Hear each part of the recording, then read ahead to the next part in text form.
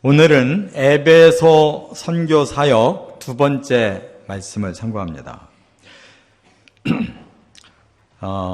영적 참된 부흥이라고 하는 책을 쓴 윌리엄 스프레이거가 참된 부흥이 뭔가를 이 책 내용에서 간단하게 소개를 했는데, 참된 부흥이란 비례하는 반성과 감정을 가지고 있는 것이 특징이다 그랬어요. 이 말은 뭐냐면, 우리가 부흥하면 보통 우리 마음이 뜨거워진다고 생각합니다. 감정적으로 뜨거워진다. 근데 거기에 비례되게 먼저 필요한 게 있다. 반성이 필요하다는 거예요. 말하자면 하나님의 말씀과 성령이 우리 안에 임하시면 제일 먼저 나의 죄를 느껴야 된다는 겁니다. 그리고 영적인 뜨거움이 생겨야 이게 진정한 부흥이다 그 말이고, 이것을 또 뭐라고 표현하냐면 신앙적인 반성이 신앙적인 감성보다 우선한다 그랬어요. 그러니까 하나님의 말씀을 듣고 신앙적으로 회심이 먼저 일어나고 그 다음에 감성적인 뜨거움이 그 다음에 일어나야 된다 그런 말이고, 이걸 또 다른 말로 표현하면 양심의 가책을 느끼기 전에 죄인이라는 사실을 먼저 뉘우쳐야 된다 그랬어요. 사람은 하나님이 지어주신 양심이 있습니다. 누구든지 뭔가 잘못된 일을 느끼면 양심에서 가책이 생겨요. 근데 신앙의 양심은 그거보다 더 예민한 겁니다. 양심적으로 가책이 없는 분도 하나님의 말씀을 듣고 성령의 감동이 생기면 심한 가책이 생겨요. 그건 바로 일반적인 양심보다 신앙의 양심이 더 깊고 예민하기 때문이다 그런 말이고, 그러므로 진리라고 하는 것은 반드시 이해의 통로를 거치지 않고는 마음으로 들어갈 수가 없다 그랬어요. 하나님의 진리의 말씀을 듣는 순간 그냥 우리가 뒤집어지는 게 아닙니다. 우리의 이성으로 먼저 우리 자신에게 적용을 하는 단계가 오는 거예요. 그래서 나는 하나님 앞에 바르게 살았는가, 지식적으로, 감정적으로, 내 의지적으로 그것이 먼저 들어와서 스캔이 돼야 되는 거예요. 그리고 영이 살아날 때 우리의 마음에 회심이 일어나고 변화가 오는 것입니다. 그렇기 때문에 오늘 이 참된 부흥에 대한 이 책 내용을 소개하는 이유는 에베소에서 바로 그런 역사가 일어났어요. 놀라운 부흥이 일어났는데 이건 참된 부흥이었어요. 그런데 또 부흥의 방법도 세 가지가 있는데 각각 달라요. 이것이 우리들에게 꼭 필요하다는 것을 깨닫고 여러분의 가슴 속에서도 이 부흥이 일어나시기를 바랍니다. 첫째, 8절부터 10절에 보면 강력한 말씀에 제자 훈련을 했다는 거예요. 한번 9절을 다 같이 읽고 설명을 하겠습니다. 어떤 사람들은 마음이 굳어 순종하지 않고 무리 앞에서 이 도를 비방하거늘 바울이 그들을 떠나 제자들을 따로 세우고 두란노 서원에서 날마다 강론하니라. 바울은 어디를 가든지 회당을 찾아갔습니다. 유대인들이 이렇게 회당을 세워놓고 예배드리는 곳이 있다면 바로 그곳부터 전도의 대상지로 찾아갔어요. 여기 에베소에 와서도 3개월 동안 계속 회당을 와가지고 예배드리고 복음을 전한 겁니다. 그래서 많은 효과를 봤어요. 왜냐하면 그 유대인들의 마음에는 이미 하나님을 경외하잖아요. 그리고 유대인들은 메시아를 기다리고 있는데 바로 그 하나님이 보내신 메시아가 예수다라고 증명만 시키면 바로 그리스도인으로 바뀌는 거예요. 그랬는데 이 에베소에서 부작용이 나왔어요. 에베소에 아마 그 도시였기 때문에 회당도 상당히 컸고 유대인들이 많았던 것 같아요. 그리고 전생에 의하면 유대인들이 그 도시를 상당히 영향력을 가지고 있었다는 거예요. 그러다 보니까 유대인으로서 골수분자들이 있잖아요. 워낙 그 율법화되어 있는 딱딱한 사람들. 그들이 바울의 말을 들을수록 마음이 굳어졌다는 거예요. 나중에는 이렇게 회중들이 많이 있는 상태에서 바울에게 따지고 들은 겁니다. 그거는 자기들이 믿던 율법과 다른 엉뚱한 이단을 지금 얘기하고 있다. 이렇게 나가니까 이 회당에서의 복음 전도가 막히게 된 거예요. 그래서 바울이 선포합니다. 이제 나는 당신들과 결별하겠습니다.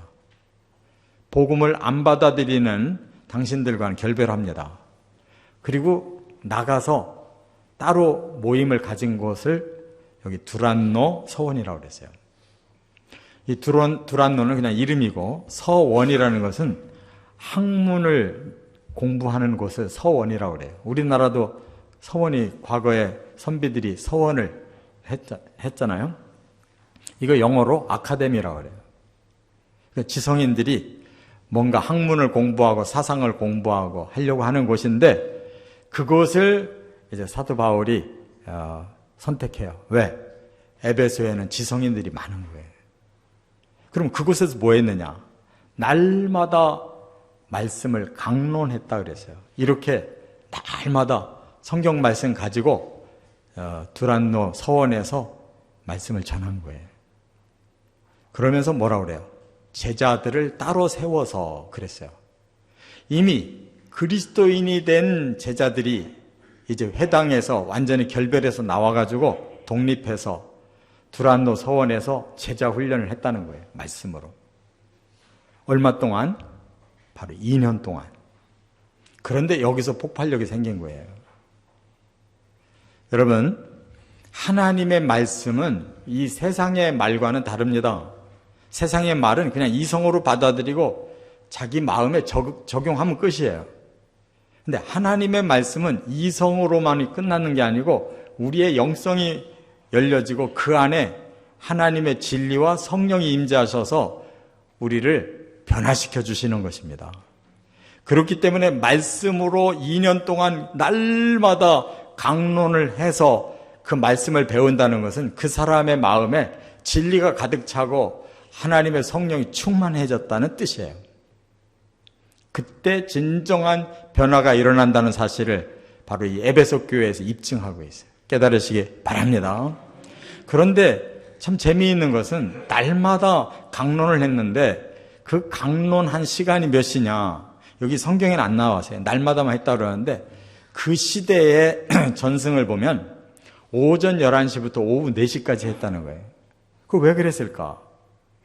그 나라 사람들은 그 당시에 아침 일찍부터 일하다가 11시가 되면 중단하는 거예요. 쉬는 시간에. 그리고 점심 먹고 쉬고 4시까지 쉬었다가 다시 나와서 일하는 것이 그 시대의 풍습이에요. 사도 바울도 천막업을 하는 사람이니까 새벽같이 일어나서 일을 하고 11시에는 그 일 중단하고 두란노 서원으로 달려가서 이제는 말씀 공부에 강사가 된 거예요. 4시까지. 그리고 4시까지 말씀 끝내면 다시 또 자기 직업으로 돌아가서 또 일한 거예요. 다른 사람들 쉴 때 사도 바울은 성도들을 불러서 제자 훈련을 2년 동안 열심히 했다는 거예요. 그런데 바로 많은 그리스도인이 거기서 생긴 거예요. 그래서 오늘 본문에 뭐라고 그럽니까? 아시아에 있는 모든 유대인과 모든 헬라인이 말씀을 다 들었대요. 그러니까 한 번 말씀 들어서 예수 믿는 사람도 있지만 또 안 믿고 떨어지는 사람도 있겠죠. 그러나 모든 사람이 다 그 말씀을 다 들었었다는 거예요. 그만큼 사도 바울의 복음 강론이 유명해진 거예요. 할렐루야. 저와 여러분들도 우리가 진정한 심령의 부흥, 삶의 변화가 일어나기 위해서는 하나님의 말씀을 날마다 듣고 영적 제자 훈련이 돼야 될 줄 믿습니다. 예수님이 하신 것도 여러 가지 가르침의 사역, 치유 사역, 복음 전도 사역 하셨지만 제일 중요한 건 따로 12사람을 3년 4개월 동안 제자훈련 하신 것이 제일 중요한 거예요. 거기서 그들이 성령을 받고 나니까 폭발력이 일어나서 베드로 한 사람의 설교에 3,000명이 예수 믿는 겁니다. 그 진리가 쌓여있다가 성령에 의해서 폭발할 때 바로 놀라운 역사가 일어난 거예요. 저와 여러분도 내적 폭발이 우리 자신에게 먼저 일어나고 그 다음 성령의 역사가 외적 폭발까지 일어나게 해 주실 줄 믿습니다. 그래서 두 번째가 바로 이제 그런 일이 부흥이 일어난 거예요.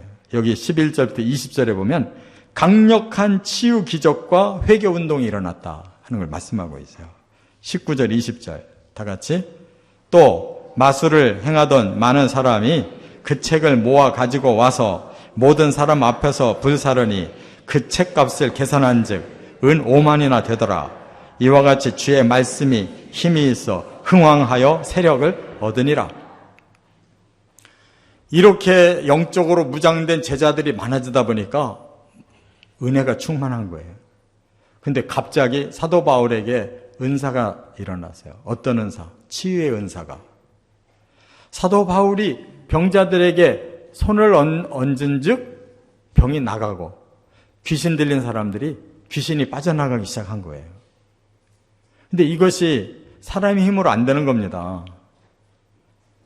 이런 은사가 있지만 우리가 의도적으로 아무리 하려고 해도 치유의 역사는 사람이 의도적으로 할 수가 없는 거예요.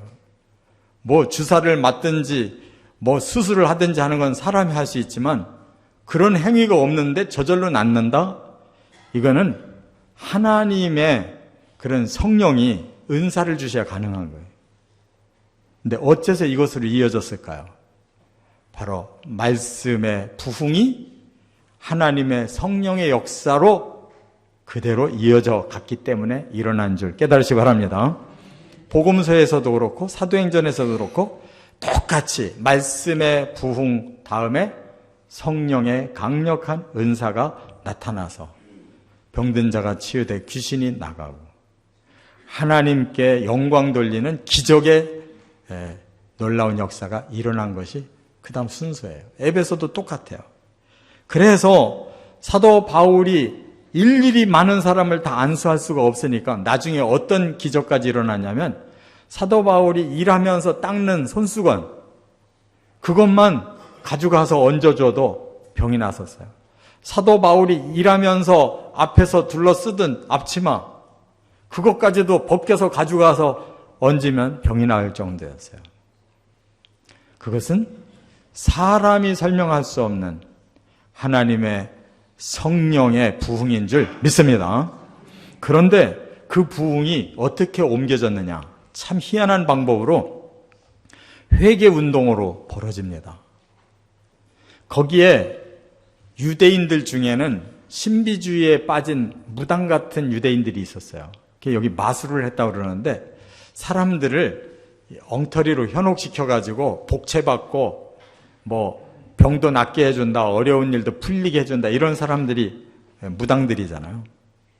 이 사람들이 가만히 보니까 사도 바울이 행하는 저 방법만 자기들이 터득하면 떼돈 벌게 생겼어요. 그래서 가짜로 하기 시작한 거예요. 사도 바울이 전하는 바로 그 예수의 이름으로 명한다 하고 귀신을 쫓아내는 거예요. 근데 일부 그런 일이 일어나는 거예요, 정말로. 그러니까 스게와라고 하는 이 제사장 집안에 7 아들이 있었는데 이들이 바로 그 일을 이제 전담해서 한번 해보자고 어느 날 귀신 들린 사람을 붙잡고 똑같이 외친 겁니다. 그랬더니 어떤 일이 일어났냐? 그 귀신 들린 사람의 그 귀신이 뭐라고 그러냐면 내가 예수라는 이름도 알고 바울이라는 이름도 아는데 너희는 도대체 누구냐? 하면서 그 괴력이 일어나가지고 달라들어서 7명을 때려잡아 버렸어요. 이 사람들이 얼마나 많은 상처를 받았는지 옷도 다 벗겨진 상태로 도망갔다는 거예요. 그 소문이 퍼졌는데 그 에베소의 저녁에 사람들에게 영적 두려움이 생긴 거예요. 아, 하나님이 살아계시구나. 그래서 사람들이 자진해서 회개 운동이 일어난 거예요. 하나님 앞에 나와서 스스로 회개를 하기 시작한 거예요. 유대인이나 헬라인이나. 여러분, 사람의 마음을 회개시키고 변화시키는 게 사람 힘으로 안 되는 겁니다. 아무리 대단한 사람들이 감동을 줘도 그건 잠깐이에요. 진정한 회개는 하나님의 성령이 임재하셔서 사람들의 마음을 사로잡을 때 일어나는 줄 믿습니다. 그래서 진정한 회개가 어떻게 일어났느냐? 마술사들이 앞장서 가지고 우리 하나님 앞에 돌아옵니다 하고 그 회개의 증표로서 자기들이 가지고 있던 전문가의 책을 다 내놓은 거예요. 근데 책이 우리는 1, 2만 원이면 살 수 있지만 그 시대 책이라는 거는 그런 게 아니에요. 양피지.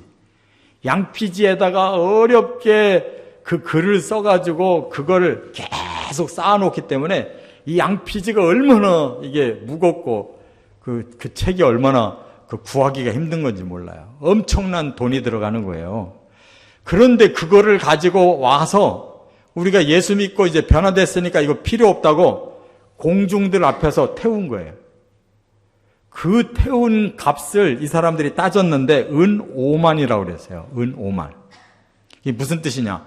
그 시대에는 은화가 있어요. 은화. 그게 데나리온 또는 드라크마 이렇게 말을 합니다. 은화 하나가 값이 얼마냐? 하루 품삯이에요. 하루 일당. 그러면 5만 개니까 하루 일당 곱하기 5만 해보세요. 얼마인가? 여러분들이 하루 10만 원씩 번다 그러면 5만 곱하면 얼마예요? 50억이에요. 나 20만 원 벌어. 그런데 그거 5만 곱하면 100억 나오는 거예요. 그 자리에서 태운 책값이 50억, 100억이라는 거예요. 그러니까 그 에베소라고 하는 큰 도시가 완전히 발칵 뒤집혔다는 것을 알 수가 있어요. 말씀의 부흥이 있으면 그 다음 성령의 부흥이 일어나서 이렇게 사람들에게 치유의 역사와 회개의 역사가 일어난다는 걸 깨닫고 우리들에게도 그런 역사 있기를 바랍니다. 끝으로 세 번째, 21절과 22절에 보면 강력한 로마 선교의 비전을 품었다 하는 거예요. 한번 21절 같이 읽어보겠습니다. 이 일이 있은 후에 바울이 마게도냐와 아가야를 거쳐 예루살렘에 가기로 작정하여 이르되 내가 거기 갔다가 후에 로마도 보아야 하리라 하고, 사도 바울에게 비전이 열렸어요. 지금 이 에베소에서 일어나는 이 상황을 보고 그의 마음속에 성령이 강력하게 부어주신 꿈이 생겼어요. 그래서 지금 뭐라고 하냐면 내가 여기 에베소에서 이제 3년 동안 사역을 했는데 앞으로 나는 마게도냐로 다시 갈 거다. 마게도냐가 어디냐면 바로 유럽의 첫 관문이에요. 거기서 이미 2차 때 빌립보, 데살로니가, 베레아 다 했잖아요. 그리고 아가야까지 갈 거다. 거기가 봐 아테네와 고린도가 아가야 지방에. 내가 그리로 다시 갈 거라는 거예요. 이 뜨거운 말씀과 성령의 역사를 내가 부어주러 갈 거다. 그러나 거기에 그치지 않는다. 나는 구제금을 그들에게서 헌금을 받아서 나 예루살렘 갈 거야. 예루살렘 가서 그 구제금 전달하고 거기서 끝나지 않아. 나는 거기서 로마로 갈 거야. 라고 지금 서신에다가 지금 여기다 써놓은 거예요. 그리고 그대로 실천했어요. 예루살렘에 갔는데 붙잡혔어요. 그러나 그는 거기서 그 꿈을 접질 않습니다. 그가 감옥에 있을 때 예수님이 나타나셨어요. 23장, 사도행전 23장에 보니까 예수님께서 뭐라고 하셨냐? 11절에 그날 밤에 주께서 바울 곁에 서서 이르시되 담대하라. 네가 예루살렘에서 나의 일을 증언한 것 같이 로마에서도 증언하여야 하리라. 그는 감옥에서 로마 갈 생각을 했어요. 어떻게? 내가 로마 사람이기 때문에 내가 상소를 하면 30제까지 내가 선택하면 나는 황제에게 가서 재판받을 수 있다는 거예요. 묶인 상태로 나 로마까지 가야 되겠다. 그래서 간 거예요. 그리고 그는 풀려납니다. 풀려났을 때 이 로마서에다가 그가 뭐라고 했냐면 로마 사람들에게 보낸 편지가 로마서잖아요. 15장 22절에 그런 말씀했어요. 여러 해 전부터 언제든지 서바나로 갈 때 너희에게 가기를 바라고 있었는데 이제 너희에게 가서 너희와 사귐과 내가 너희를 돕고 그리고 너희들이 나를 후원해서 내가 서바나까지 가기를 원한다. 이렇게 또 한 단계 더 비전을 키워요. 그래서 로마 가가지고 잠시 석방이 됩니다. 그리고 서바나, 거기가 어디냐면 스페인이에요. 그 지중해 끝에 스페인이 그 당시에는 끝이었어요. 그 대서양을 너머를 몰라요. 콜럼부스가 발견했지. 그래서 땅끝까지 선교를 하고 다시 로마로 돌아왔더니 네로가 황제가 돼 있는 거예요. 네로가 로마 시내를 불받아 만들고 그 책임을 그리스도인들에게 돌리면서 대대적인 숙청 작업이 일어나서 그때 사도 바울도 베드로도 많은 성도들도 다 참수형을 당한 거예요. 베드로는 거꾸로 십자가에 매달렸고 바울은 참수, 목이 잘리는 참수형을 당해 죽은 거라고. 끝까지 비전을 품은 대로 로마까지 갔고 로마에서 서바나 땅끝까지 갔고 이건 사도행전 1장 8절에 예수님이 주신 사명이었어요. 이런 사람을 하나님 쓰시기 때문에 지구 전체에 이 복음이 여기까지 온 줄 믿습니다. 바로 우리들에게도 이 비전을 품어야 부흥이 일어나는 거예요. 비전이 없는 사람은 부흥이 안 일어나요. 비전을 품으면 그 비전이 이루어질 때까지 하나님이 쓰시기 때문에 부흥의 연속선상에서 살아갈 수가 있어요. 이렇게 되어지시기를 주의 이름으로 축원합니다.